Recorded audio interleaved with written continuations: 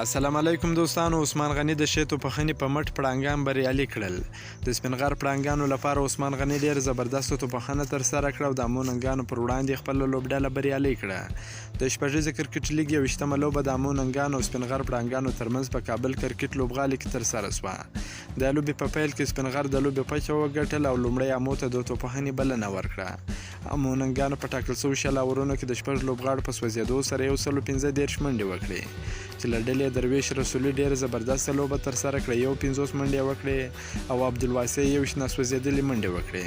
د سپین غر لخوا محمد ابراهیم او یمین مزید 2 ویکټې، فرید احمد او شرف الدین اشرف 1 ویکټه واخیسته. د 114 منډه هدف د سپین غر پړانګانو لوبډلې په 14 اورونو کې د درو لوبغاړو په سوځېدو سره پوره کړه او د 2 ویکټو په توپیر اموننګانو لوبډلې ته ماتې ورکړه. د سپین غر پړانګانو لپاره عثمان غني ډېره ښایسته په زړه پورې لوبه ترسره کړل. 2 ناسوځېدلې منډې وکړې او نجیب الله زدران هم 30 منډې وکړې. د اموننګانو لخوا یوسف زازي، بلال خان او عبدالله تڼیوال 1 ویکټه واخیسته. د سپین غر پړانګانو شپږمه لوبه وه چې 5مه بریا خپله کړه او د 10 نمرو سره په پوینټس ټیبل کې تر ټولو مخکښه لوبډله شوه. همداراز اموننګانو شپږمه لوبه وه چې 4مه ماتې وخوړه. که مو دا ویډیو خوښه سوې ویډیو در سره لایک کړئ. د نور تازه معلوماتو لپاره هم زموږ سره اوسئ. تر بلې ویډیو پورې د الله په امان.